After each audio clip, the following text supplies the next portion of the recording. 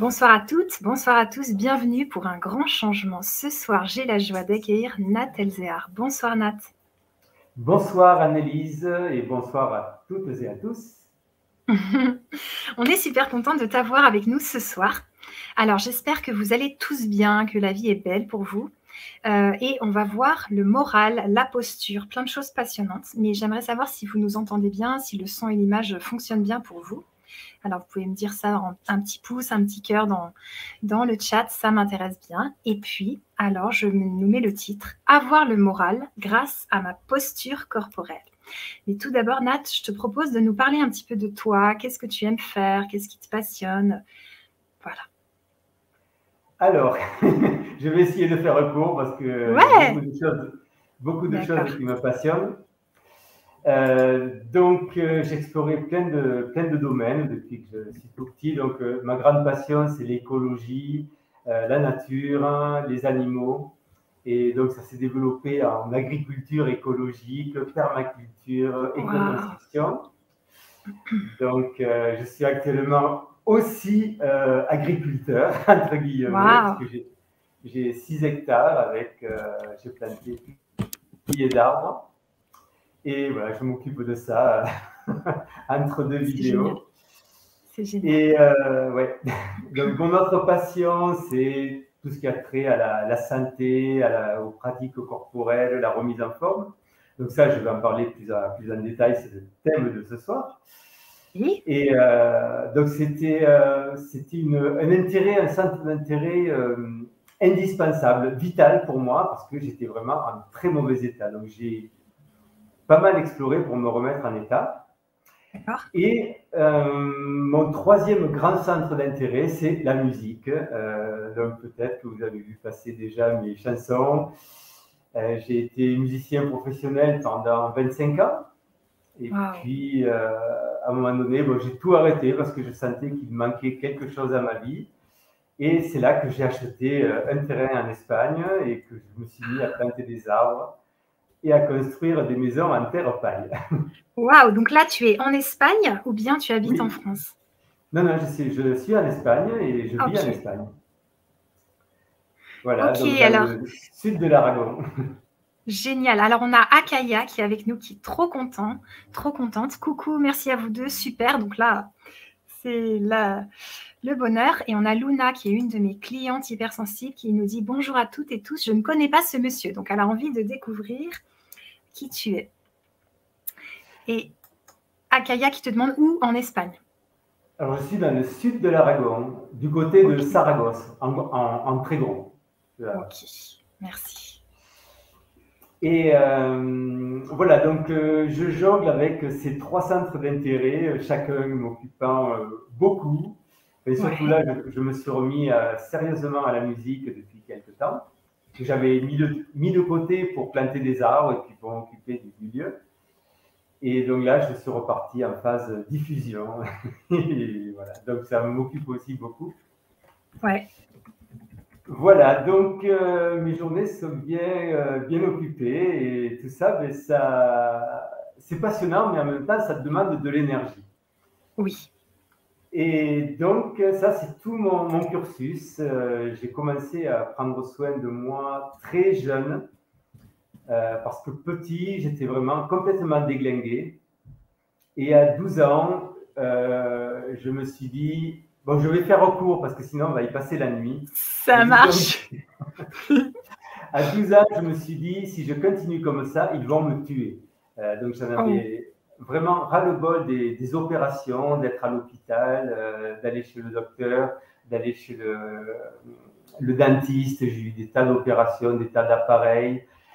Et donc, vraiment, à 12 ans, j'étais déglingué et j'avais les dents complètement...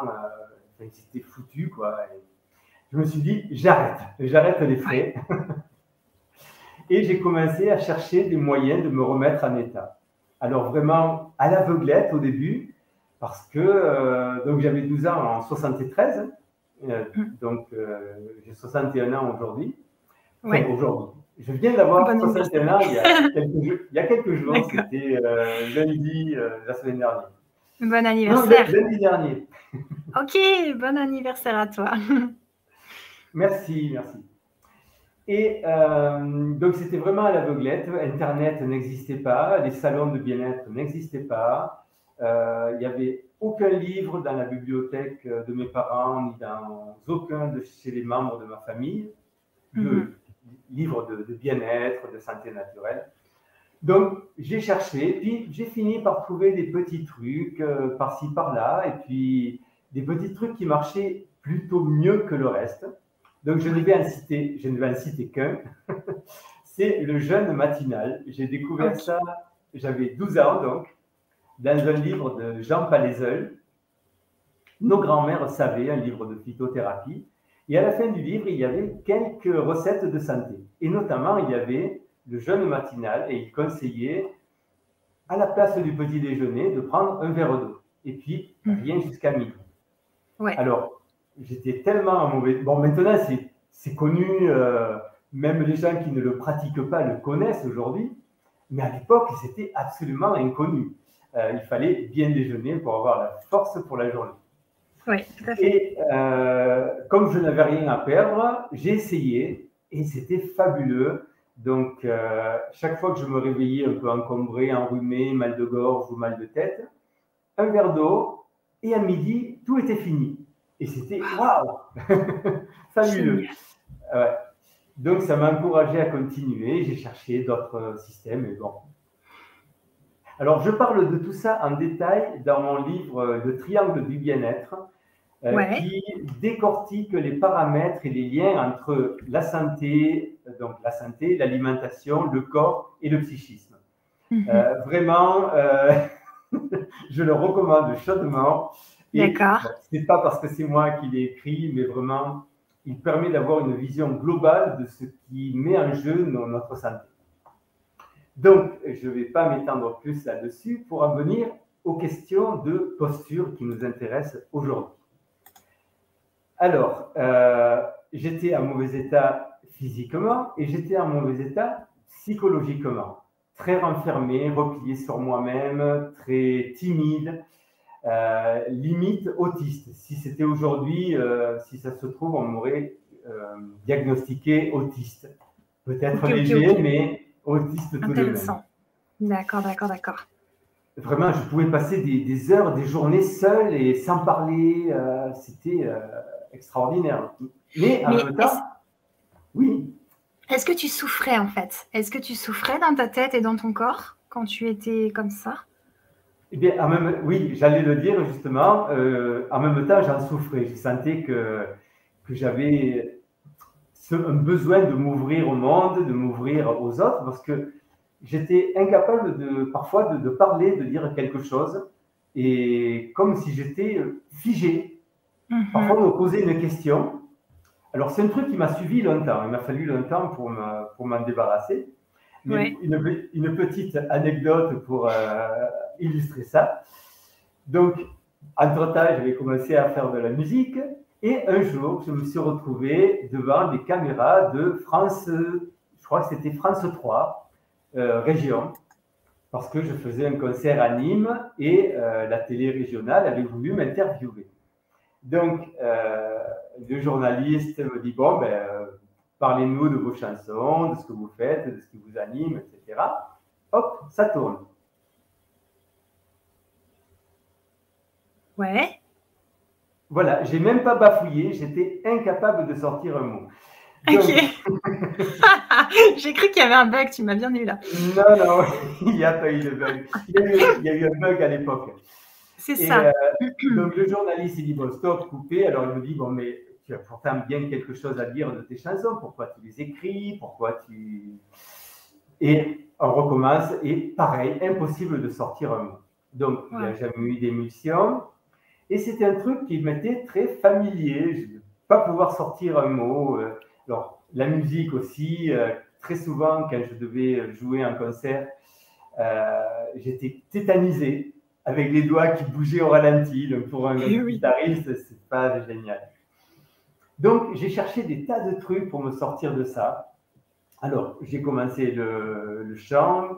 Et donc, le chant, ça demande une certaine gestuelle, une certaine posture. J'ai commencé à essayer d'améliorer ma posture, mais ça ne marchait pas beaucoup. Alors, en raccourci sur à peu près 20 ans, donc de 20 à 40 ans, j'ai fait du théâtre, j'ai fait de la danse contemporaine, de la danse contact, du clown, du mime, de la commedia dell'arte. J'ai fait du tai chi, du qigong, de l'aïkido, du sabre. Acharné. Vraiment. Et petit à petit, voilà. Et donc, c'est là que ça devient intéressant. C'est que je me suis aperçu au fil des années que chaque fois que je changeais quelque chose dans ma posture, ça avait des répercussions sur mon psychisme, sur ma psychologie, sur ma manière d'être, ma manière de me présenter au monde. Et vice-versa, chaque fois que je changeais quelque chose dans ma manière d'être, ça avait des répercussions sur ma posture. Alors ça a mis des années, ça a mis 20 ans pour se mettre en place. D'accord. Et alors, le paysage de gris qu'il était quand j'étais petit, parce que vraiment j'ai un souvenir de mon enfance, c'était gris. Après, adolescent, jeune adulte, c'est devenu gris pastel avec quelques couleurs. Et puis petit à petit, ça s'est éclairé, il y a eu de la lumière. Et je peux dire vraiment qu'aujourd'hui, donc à 61 ans, je me sens beaucoup mieux dans ma peau et dans mon corps que je ne l'étais à 20 ans ou à 30 ans. Donc, entre 30 ans et 40 ans, je ne compte pas physiquement aussi les jours où je ne pouvais pas me lever parce que j'étais bloqué. C'était le dos, le diaphragme, la poitrine, le nerf sciatique. C'était vraiment, vraiment, ça me fait rire maintenant, mais là, je me lève le matin, aucun problème. C'est ça. Et puis dans ma tête, je n'étais pas du tout comme ça. C'est passionnant, ça. Il y a plein de questions qui me viennent. Après, je vais te laisser aussi rentrer dans la conférence. On a déjà commencé là, mais alors déjà, on a Sana qui nous souhaite une excellente soirée. Elle nous dit belle soirée de Vibra Conférence, les amis, super Nathalie Zéard, super soirée en perspective avec toi, Annelise. Donc voilà, merci, tu es accueillie. Tu es accueillie sur le grand changement avec cœur. Et donc, ma question qui me vient avant qu'on plonge encore plus dans la posture, c'est quelle est ton alimentation actuelle? Parce que en fait, ce que tu dis, ça me fait penser à Bernard Clavière, qui était très malade petit et qui a beaucoup travaillé le jeûne et tout. Ou à Andrea Moritz, qui était malade aussi petit et qui a complètement retourné les pronostics médicaux. On lui disait qu'il allait mourir très jeune et en fait, pas du tout. Et qui a créé le nettoyage du foie. Et donc, je me demande, quelle est ton alimentation actuelle?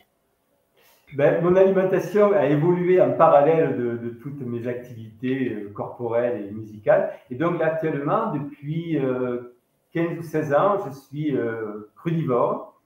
Et donc, 100% crudivore et 100% vegan, végétal. Donc, je mange des fruits, des légumes crus. Et très simple aussi, en général, sans préparation, puis sans sel, sans rien. Oh, waouh, c'est super. Moi, j'ai été 2 ans et 2 mois crudivore à 100%, donc je sais de quoi tu parles. Et là, j'ai repris à 80% depuis 5 mois, j'ai repris. Et donc, ça voudrait dire que cette alimentation, elle a clairement, elle t'a remise en santé, tu n'as plus ces douleurs partout, etc. Clairement, oui. Pour moi, c'est l'ensemble de l'alimentation, de mes pratiques corporelles et de mes prises de conscience et nettoyage psycho-émotionnel. C'est vraiment ces 3 paramètres qui sont, qui pour moi, sont la clé de mon évolution et la clé de ce que je propose aussi. Ok, alors parfait. Donc on va démarrer, avoir le moral grâce à ma posture corporelle. Est-ce que tu peux nous plonger dans tout ça? Oui, alors, donc je me suis aperçu au fil des années qu'il y avait vraiment un lien très fort entre la posture et le psychisme. Et que si on a une posture qui est bloquée, déviée d'une manière ou d'une autre, ça va avoir une influence sur le psychisme. Alors, pour comprendre d'où vient le problème, il convient aussi de comprendre d'abord comment se crée une mauvaise posture corporelle. Parce que au départ, la plupart des gens, la plupart des enfants ont une bonne posture corporelle. Donc, je parle des jeunes enfants. Parce que parfois, les déviations posturales peuvent venir très vite. À 3, 4, 5 ans, c'est souvent déjà bien, bien dévié. Oui. Mais si on regarde un jeune enfant, un bébé, lorsqu'il commence à s'asseoir, lorsqu'il commence à marcher, il a en général une très bonne posture. Alors, même si les premiers pas sont hésitants, un bébé, il est bien campé. Il n'est pas tout avachi, il n'est pas le dos rond, et il a les genoux bien écartés, il n'a pas les genoux qui rentrent, et il est souple dans son corps. Lorsqu'un bébé s'assoit également, il est droit, on dirait un Bouddha qui est planté là, millénaire, et on perd ça petit à petit. Donc, ce qui se passe, alors on peut le voir sous différents angles. Bon, je vais l'aborder sous l'angle des fascias, par exemple, aujourd'hui, mais on peut le voir sous d'autres angles et tous se rejoignent. Donc, les fascias sont des membranes qui enveloppent tous les muscles et tous les organes.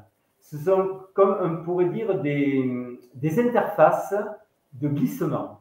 Donc, un muscle peut bouger par rapport à l'os, par exemple, parce qu'il y a un fascia, des fascias, qui séparent l'os du muscle. Et idem pour tous les muscles, tous les organes. Notre cerveau est entouré de fascia, nos biceps, nos pieds, enfin, toutes les articulations.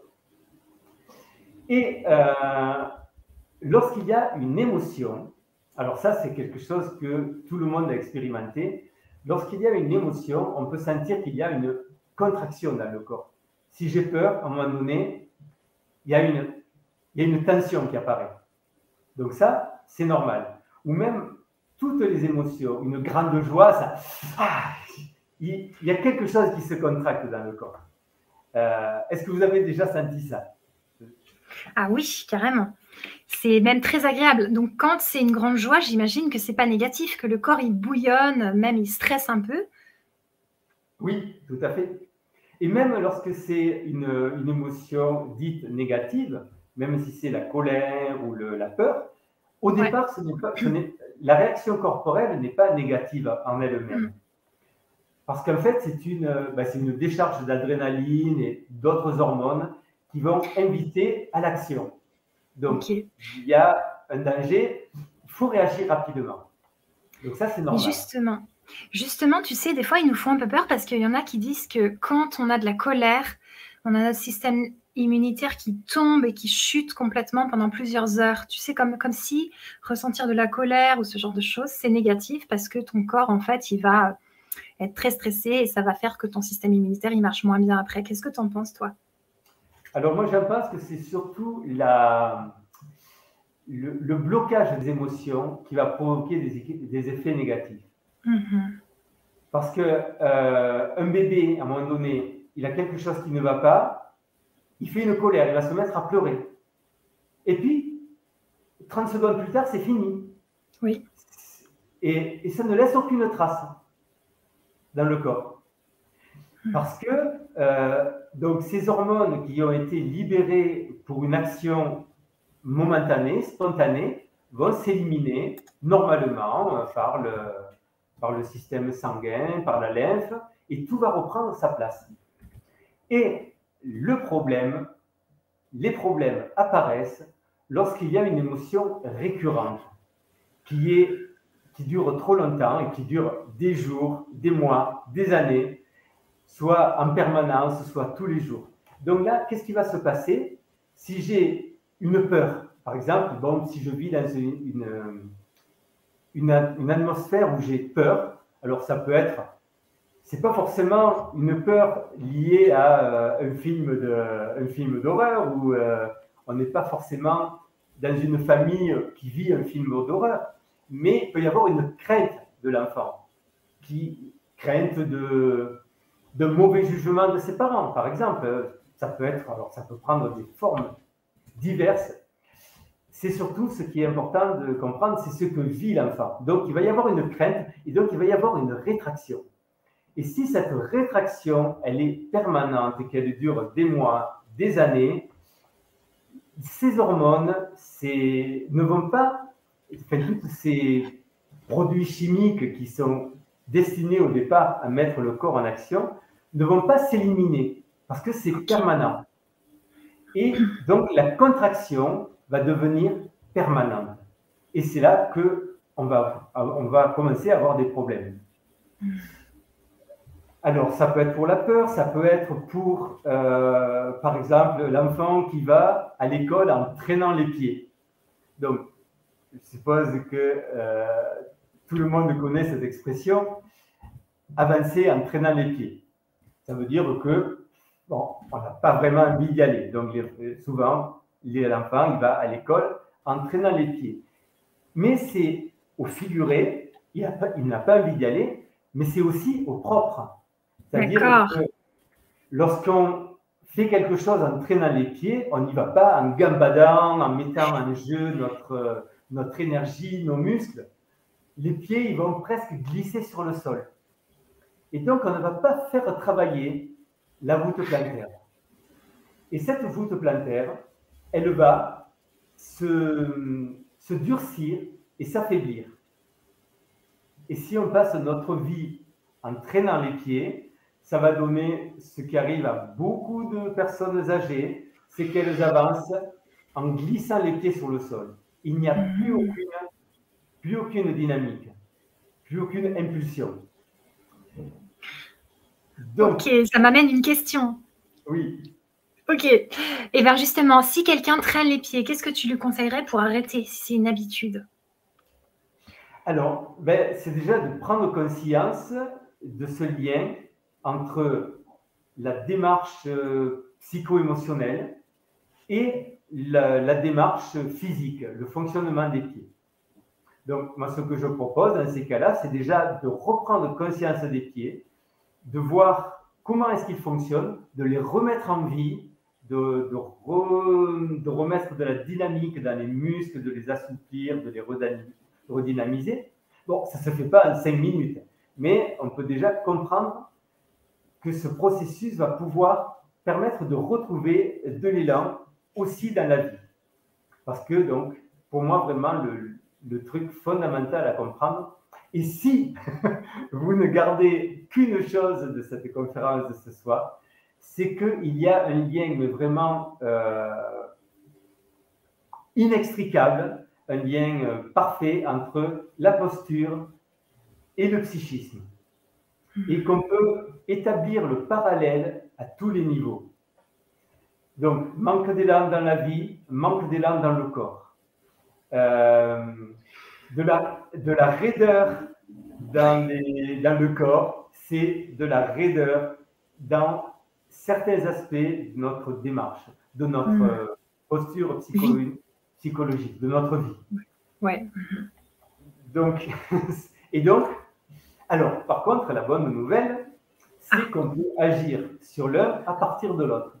Et si on agit sur les deux en conscience, on va vraiment avoir des effets durables. Parce que, donc je voudrais faire un petit flashback sur la posture. Donc, une fois que cette posture déviée s'est installée, et c'est là vraiment un point clé du problème, elle va agir comme un disque dur qui va maintenir l'émotion bloquée qui lui a donné naissance. Je le redis parce que c'est un point fondamental. Redis-le. Lorsqu'il y a une émotion bloquée, elle va déformer la posture. Donc, par le phénomène qu'on a vu du durcissement des fascias et de certains aspects du corps. Donc, cette émotion bloquée va dévier la posture et la posture déviée va maintenir l'émotion bloquée qui lui a donné naissance. Ok. Donc, on n'a pas mis de l'ordre dans tout ça. Voilà. C'est intéressant. Voilà. Donc, il m'a fallu une bonne vingtaine d'années pour me rendre compte de ce truc-là. Mais c'est vraiment, ça part de mon vécu. j'ai eu des prises de conscience fabuleuses, corporelles, et puis qui m'ont changé des choses dans ma vie. Alors, on peut faire... oui, Annelise? Non, j'aurais des questions, mais je te laisse mener ta conférence comme tu veux. C'est juste, ça m'amène des super questions, des interrogations. Vas-y, je peux continuer ensuite. Ok. Alors, tu sais, quand on a une petite bosse là et qu'on n'a pas envie après de bosser, enfin, tu vois, d'avoir une bosse plus forte, qu'est-ce que tu conseilles par rapport à ça? Alors, la bosse, tu parles de la bosse du bison? Ouais, je pense. Ben, ça vient au départ d'un avachissement de la posture. Et donc, on va faire un petit exercice qui va permettre d'expliciter corporellement tout cela. D'accord. Donc, si on n'a pas le moral, en général, qu'est-ce qui se passe? Il y a quelque chose comme ça qui se passe, plus ou moins fort. Si vraiment c'est la déprime, c'est vraiment tout le corps qui tombe. Je suppose que vous avez rarement vu quelqu'un qui déprimait, qui était comme ça. Yeah. Voilà. Donc, le petit exercice qu'on peut faire, c'est donc laisser la posture s'avachir. Donc, on arrondit le dos. Et puis, dire tout va bien, la vie est belle, c'est super, je suis heureux d'être là. Tout va bien, la vie est belle, je suis heureuse d'être là. Ouais, c'est pas très convaincant. C'est pas convaincant, hein? Non. Dites-nous dans le chat comment ça résonne pour vous. Ouais, on va attendre. Quand vous faites le petit exercice. Voilà. Et à l'inverse, lorsque tout va bien, wow, la vie est belle, alors parce qu'il nous est arrivé un heureux événement, là, tout nous semble facile, il y a des obstacles, mais c'est pas grave, on va résoudre le problème, il n'y a pas de souci, tout va aller bien. Ouais. Donc, la posture a vraiment une influence fondamentale. Et alors donc, le jeu, ça va être de sortir de cette posture. Alors, si par exemple, on a eu une enfance où c'était plutôt tristouné, ce qui était mon cas, quand j'avais 13-14 ans, j'étais plutôt dans ce genre-là, dos arrondi. Le problème, c'est que donc il y a des muscles. Alors, tous les muscles de l'avant qui vont être rétrécis parce qu'ils sont avachis. Les muscles du dos qui vont s'étirer, mais qui perdent en tonicité.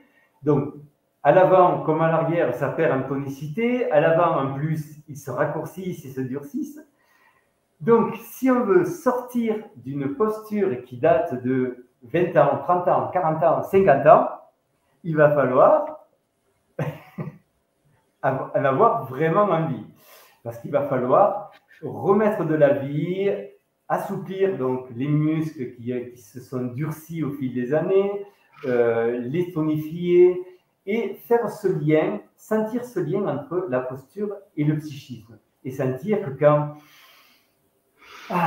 je respire, je m'ouvre, j'ouvre ma poitrine. Et attention, pas uniquement devant. Quand je parle, ouais, parce que souvent, quand on pense bien se tenir, on ouvre la poitrine et on ferme le dos. Et ça, c'est pas mieux. En fait, le truc qui peut demander un certain temps pour le sentir, pour le trouver, parce qu'il va falloir aller débloquer des petits trucs. Le truc, c'est d'ouvrir sur le côté. Vraiment. Et alors, sur le côté, qu'est-ce que ça veut dire ouvrir sur le côté? Sur le côté des côtes. Comment on fait?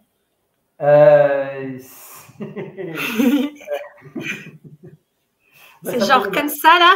Tac? Genre ouvrir les côtes? Alors, on peut essayer un petit exercice, mais ça peut demander quelques temps, quelques semaines, voire quelques mois, suivant le degré de blocage, pour sentir comment on ouvre. Alors, on peut imaginer qu'on a des petits fils reliés. Alors, si je me recule un peu. Des petits fils qui relient le coude Oui. aux côtes sur le côté, aux côtes flottantes. D'accord. Donc, les coudes sont collés sur la poitrine et on va ouvrir les coudes en inspirant et en imaginant que les petits fils vont tirer et ouvrir la poitrine sur les côtés. Mmh. Ah ouais. Voilà. Ok. Tu sens les effets, Annelise? Ah oui, je sens des choses, ouais. J'ai l'impression de m'envoler. Voilà, donc ça c'est, si ça marche du premier coup, c'est super. Donc c'est déjà la première étape. La seconde étape, qui peut encore demander quelques temps, ça va être de garder cette ouverture, même sur l'expire et même si les coudes font autre chose. Ok. Voilà. Bon, ça c'est... Voilà, donc ça fait partie des choses que je propose dans mon programme. Donc c'est tout un développement, c'est une découverte à la fois des émotions et à la fois du corps. Donc c'est un travail d'aller chercher des petits muscles qui n'ont peut-être jamais bougé ou peut-être pas bougé depuis longtemps, qui sont durcis, aller les débloquer et remettre de la vie dans le corps. Et en même temps, ça va offrir une respiration psychologique absolument extraordinaire.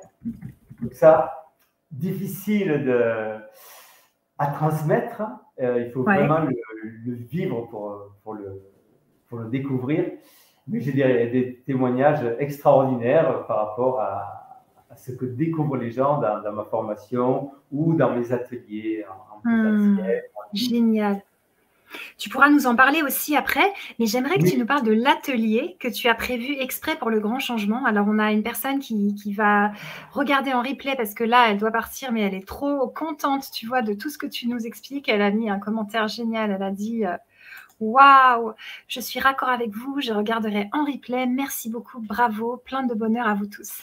Donc, Akaya, merci. est super heureux. Donc voilà, j'aimerais que tu nous parles de l'atelier prévu pour le grand changement et après on continue la conférence parce que c'est passionnant, il y a plein de trucs et je vous mets le lien d'achat dans le chat et l'atelier donc il est en direct et ensuite en replay disponible à vie, donc vous pouvez vous le procurer à tout moment. Alors je te propose de nous en parler un petit peu, Nat, s'il te plaît. Alors l'atelier, nous allons voir les paramètres d'une bonne posture. Donc qui n'est pas uniquement, comme on le pense souvent, voilà, je me tiens bien. Non, la bonne posture, elle commence au pied. Donc j'ai un petit peu parlé des pieds tout à l'heure. Et vraiment, les pieds sont notre fondation, sont nos fondations. Et je compare souvent le corps à une cathédrale qui a, pour moi, l'architecture des cathédrales est absolument extraordinaire, avec des arches super fines qui maintiennent des charges absolument phénoménales. Oui, si vous avez l'occasion de rentrer ou de voir, on voit mieux de l'extérieur, en fait, les arcs-boutants d'une cathédrale, c'est extraordinaire quand on se dit que cette charge énorme, des milliers de tonnes, sont maintenues par des arches très très fines, c'est extraordinaire. Et notre corps, il est au moins aussi extraordinaire que ça. Donc, dans l'atelier, nous allons voir comment on repositionne nos pieds, comment on remet de la vie dans nos pieds, en lien avec le psychisme. Donc, j'en ai parlé un petit peu. Donc, les pieds, c'est notre allant, c'est notre élan dans la vie. Et donc, en retrouvant de l'allant et de l'élan dans les pieds, on va retrouver de l'allant dans la vie. L'envie de refaire des choses, de vivre, d'avancer dans la vie. Et ensuite, on va passer aux genoux. Alors, les genoux, ce sont nos amortisseurs qui font le lien entre, l'interface entre nous et notre environnement. Alors, on peut le retrouver physiologiquement par la fonction des genoux. Si on monte un escalier, ils vont monter ou descendre, ou si on est en montagne, ils vont se plier plus ou moins. Et en fait, c'est leur fonction d'assurer l'amortissement. Et également, l'amortissement. Alors, vous allez dire peut-être que c'est un peu facile, mais on a homonymie entre je, nous et genou en français. Donc, c'est l'amortissement entre moi et le monde. Ok. Et les personnes qui n'arrivent pas à maintenir leur espace vital ont les genoux qui rentrent. On peut le voir ça très fort, surtout chez les jeunes filles souvent. Je ne sais pas si vous avez remarqué, mais en général, les filles très maigres, donc comment on dit déjà, je ne me rappelle plus, anorexiques, Oui, oui, oui. ont dans 99% du cas les genoux qui rentrent. Parce qu'en fait, elles n'ont pas la capacité psychologique de maintenir la charge de leur environnement, qu'il soit réel ou supposé. Que ça soit réel, fais pas ci, fais pas ça, tiens-toi comme ci, bon, etc.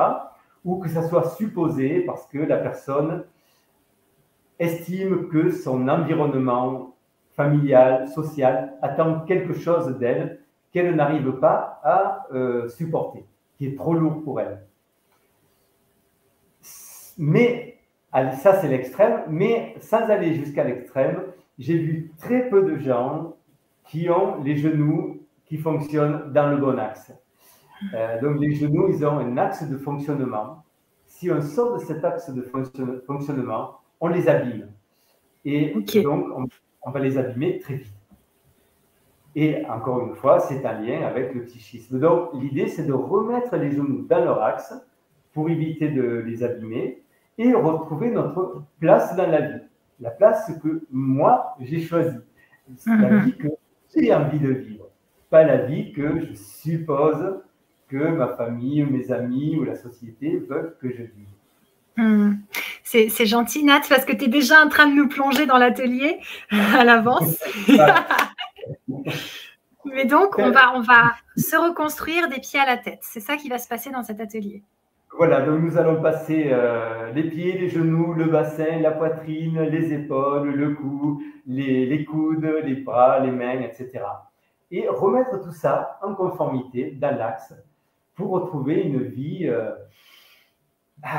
qui vaille vraiment la peine d'être vécue.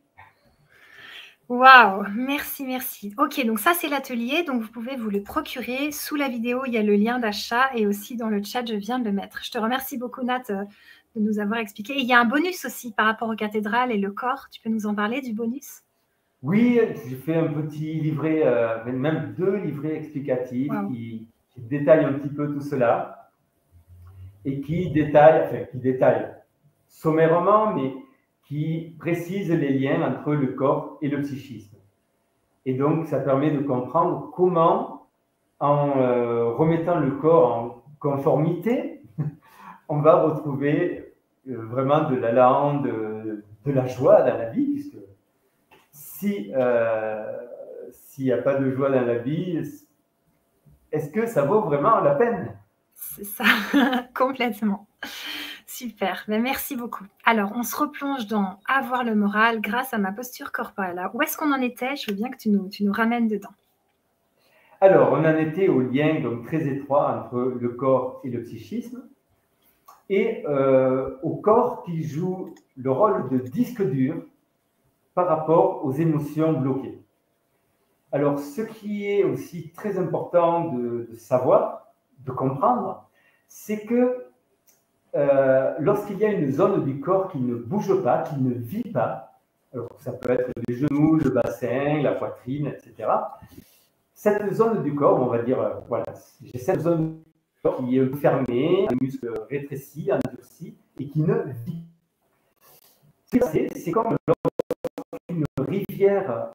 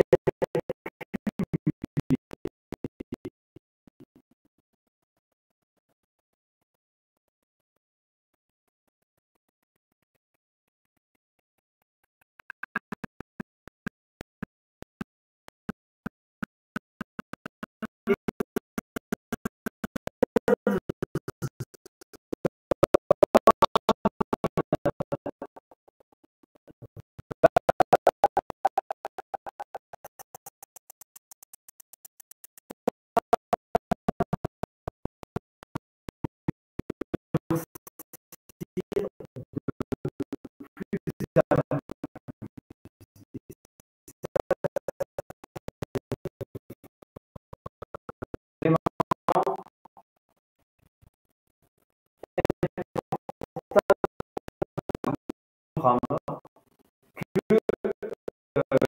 plus les années vont passer, plus ça va se cristalliser au point de donc, mais les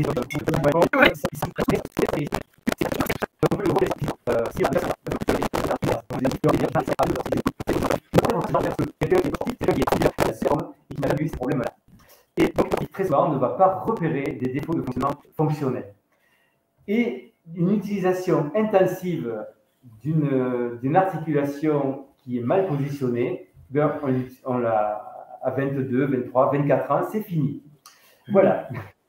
Ou alors parce que, ben, au fil des années, ça s'est cristallisé à force de ne pas bouger et que ça s'est durci. Donc, une manière de repérer qu'on a une zone qui fonctionne mal, c'est déjà la douleur.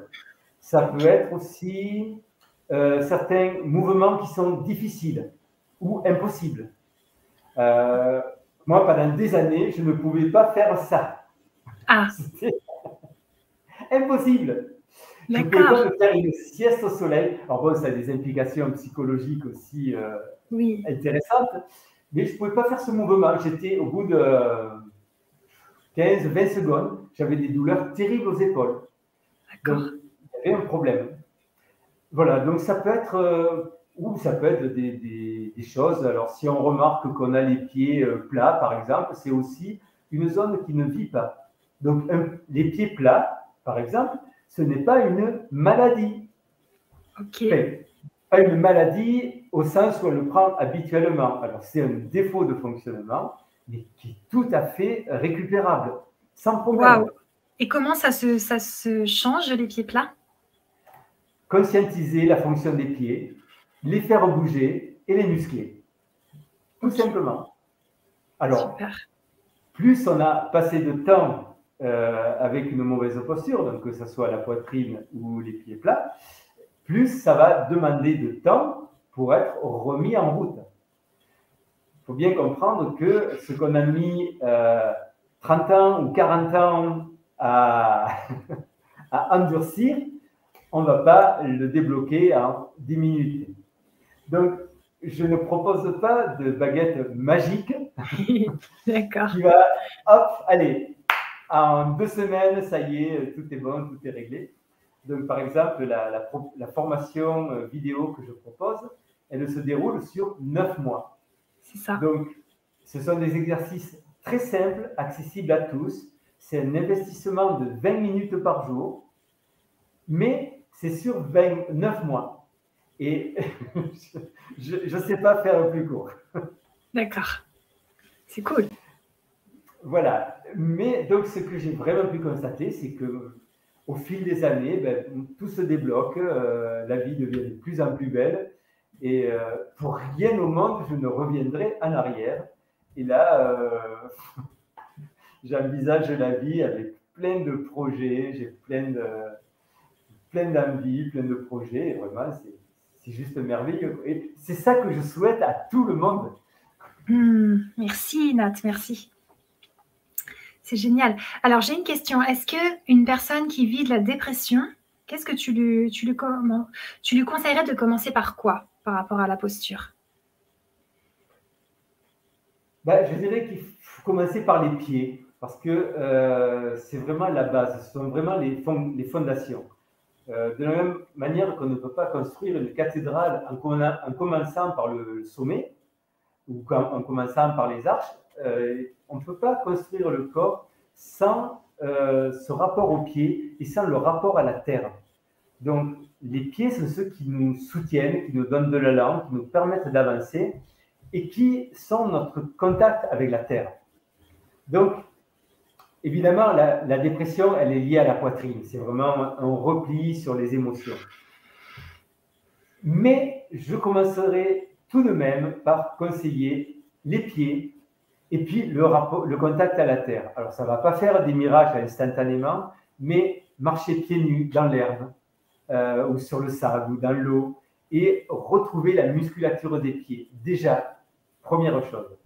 Et puis, dérouler tout le corps, respirer, ouvrir la poitrine. Alors, même si c'est maladroit au début, prendre de grandes respirations et sentir la vie qui entre. Hmm. Pas juste l'air, mais la vie. Wow. Génial, merci. Alors, qu'est-ce que tu avais encore à nous raconter par rapport à la posture et le moral d'important pour nos auditeurs et nos auditrices? Voilà, donc c'est la continuation de ce que je disais par rapport à l'endurcissement. Alors, travailler sur sa posture et sur son corps, sur son fonctionnement profond, évidemment, c'est lent. C'est pas le truc, c'est pas la pilule magique. Mais si on part de là, aujourd'hui, donc on va aller lentement et dans 10 ans, on sera peut-être là. Pas très haut. Bon. Mais si on ne change rien, dans 10 ans, Ah oui. on sera là. Et là, allez, je me mets devant la caméra, c'est pas facile, c'est à l'envers. Ouais, c'est à l'envers. Voilà, dans 10 ans, la différence, elle sera énorme. Ok, ok, ok. Voilà, ça, la différence sera très énorme entre une vie qui aura perdu de plus en plus d'intérêt, un corps qui aura commencé à avoir de plus en plus de problèmes, s'il n'en a pas déjà, et puis une vie qui va s'ouvrir, s'éveiller, s'éclairer, prendre de la lumière et de la couleur. Et vraiment, ça n'a pas de prix. Vraiment, l'investissement en temps et même en argent que l'on peut faire pour améliorer son état n'a pas de prix, n'a pas de valeur. D'ailleurs, j'ai une petite anecdote. Je me suis amusé il y a quelque temps à calculer combien j'avais investi d'argent en 30 ans, donc en gros entre 20 et 50 ans. Parce que bon, à partir de 50 ans, j'ai commencé à me calmer, même si je suis encore des formations, si je fais des stages aussi. Je continue à faire des stages de danse, de yoga à l'occasion, mais beaucoup moins parce que je suis très occupé sur mon lieu. Mais pendant 30 ans, vraiment, ça a été à fond. Des stages, des cours, des ateliers, de tout, de chant, de danse, de musique, de développement personnel. Wow. Alors, Annelise, dis un chiffre de mon investissement sur 30 ans. D'accord. Alors, attends. 50 000 euros.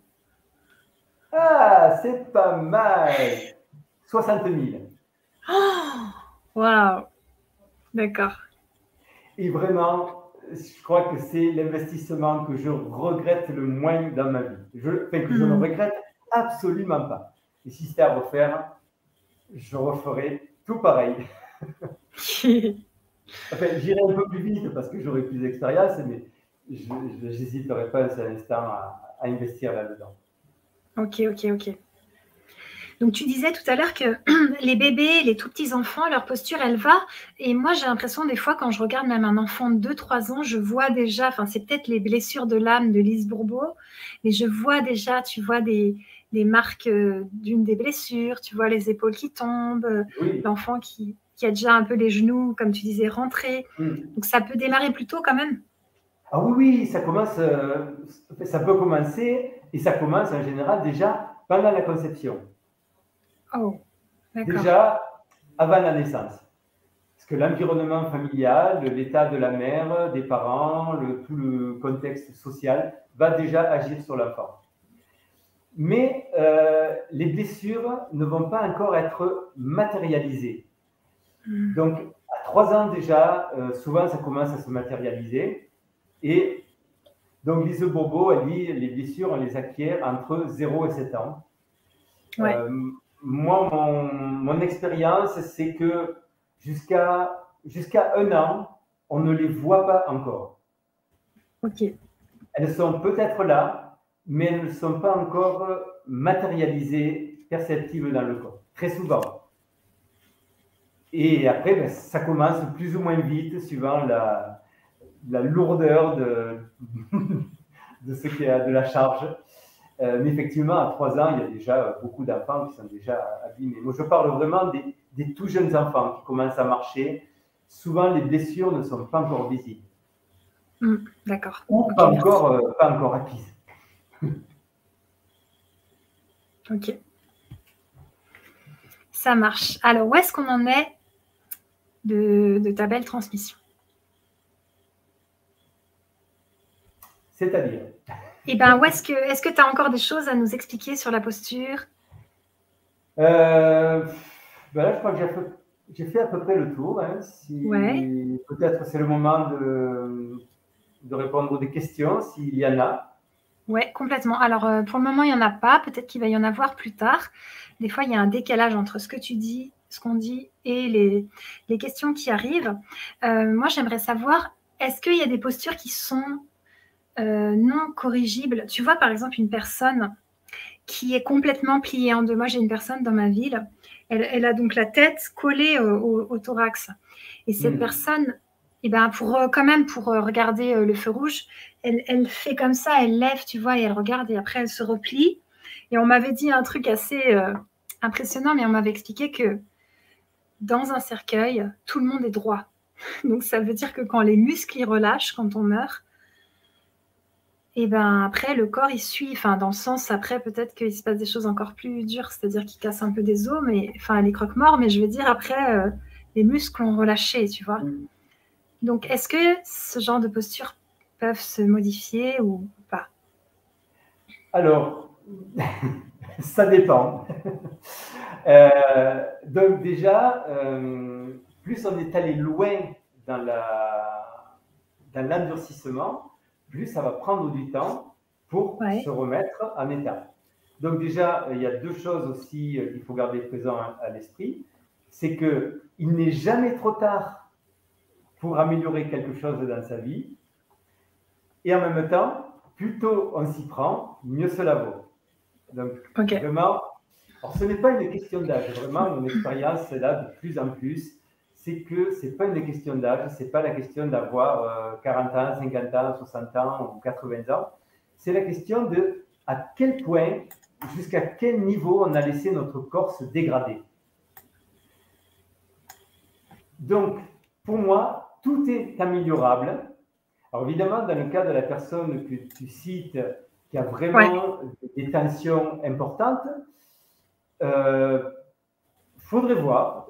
Il y a parfois des miracles qui peuvent se faire. Il faut déjà que la personne ait envie de se remettre en état. Et il faut qu'elle entreprenne un travail de fond. Et ce travail de fond, alors ça, c'est encore quelque chose que je veux dire qui est très important. Le corps, il agit comme un disque dur qui maintient des émotions qui ont dévié notre posture. Et en fait, le corps, il est dévié, la posture est déviée parce que ces émotions n'ont pas pu s'évacuer. Ce qui veut dire que lorsqu'on va entreprendre un travail de remise en état du corps et de la posture, nous allons nous retrouver confrontés aux émotions qui ont donné naissance à la déviation posturale. Ok. Donc, dans le cas de cette personne dont tu parles, il faut voir aussi, est-ce qu'elle est prête à accueillir les émotions qui ont déformé sa posture. Super, parce que intéressant.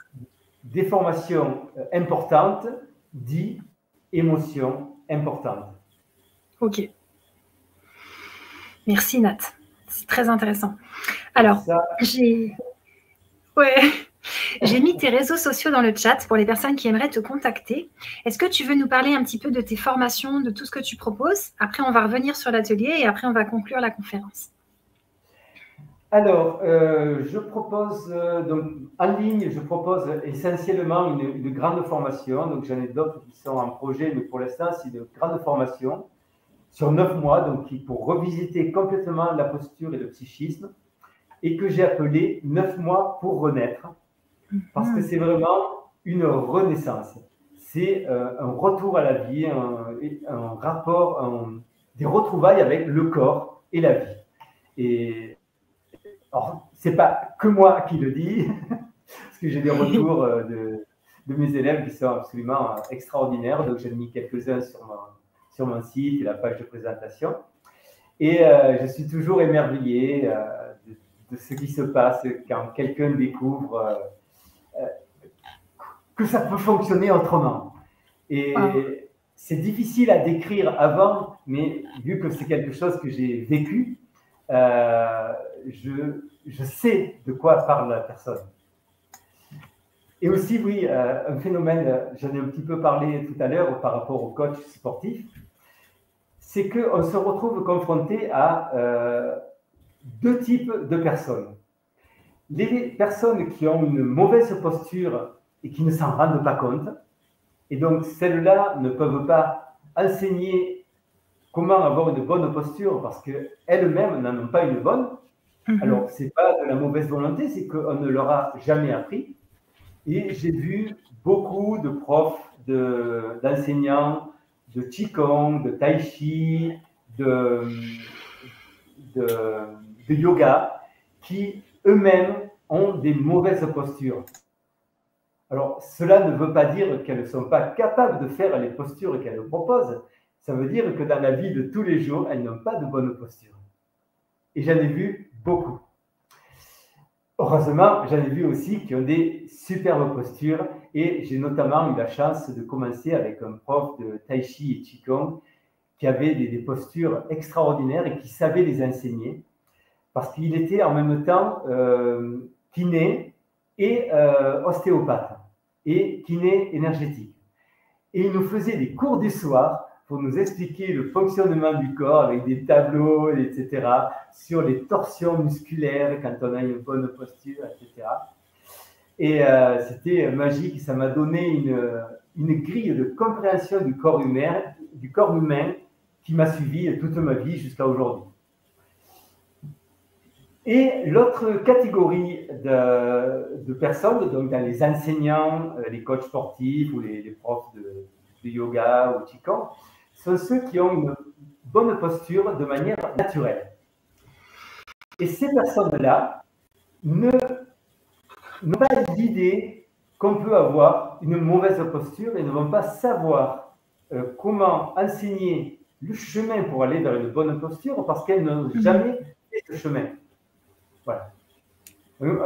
Un enseignant qui dit, bon, allez, on respire. Bon, ben, lui, il ouvre la poitrine et quand il fait ça, il ouvre sur les côtés. Mais il ne lui vient pas l'idée que les personnes, elles font ça et elles ferment derrière. Ah oui.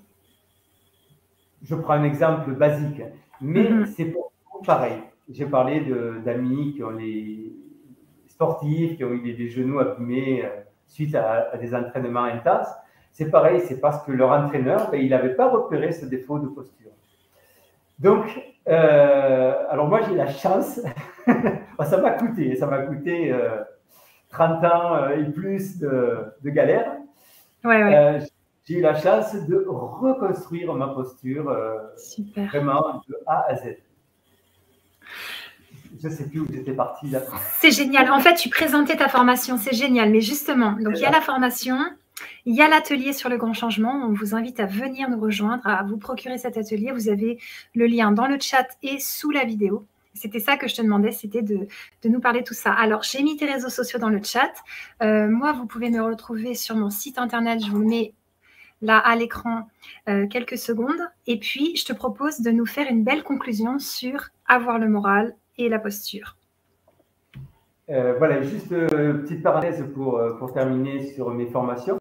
Donc, j'anime aussi des cours de yoga en présentiel ou des ateliers en présentiel, donc soit chez moi en Espagne, soit lorsqu'on m'invite quelque part pour animer un atelier, une posture, une conférence. Voilà. Et donc, conclusion sur la posture, c'est que vraiment, ça vaut le coup de mettre de l'énergie à ça, même si c'est pas facile au début, je ne mentirai pas là-dessus, parce qu'il y a d'une part tous ces muscles endurcis, raccourcis, on a l'impression qu'on ne va jamais y arriver, que c'est dur, c'est pas pour moi.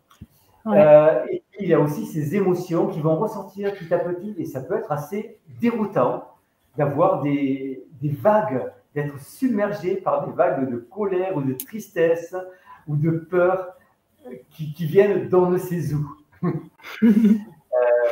Alors, il y a quand même un super truc pour les lorsque ça vient de nettoyage, c'est que ces émotions supportent. C'est-à-dire, je ne suis pas en colère parce que quelqu'un m'a fait quelque chose, je ne suis pas triste parce qu'il s'est passé ça. Non, c'est juste quelque chose qui surgit comme ça. Voilà, donc c'est pas agréable, mais c'est salvateur, c'est un signe de guérison. Donc, Génial. la solution, c'est accueillir. Voilà, accueillir. Laisser passer. Voilà, donc c'est pas facile, mais vraiment pense à aujourd'hui, dans 10 ans, Là, ou aujourd'hui, dans 10 ans, complètement. la différence. Merci Nat, ça c'est très motivant. Je te remercie beaucoup pour tout ce que tu nous as enseigné ce soir. Merci. Avec plaisir. On se retrouve lors de l'atelier. À mettre en pratique. Ouais, on se retrouve lors de l'atelier pour tout mettre en pratique. À très bientôt sur le grand changement. Au revoir. À bientôt. Ciao, ciao.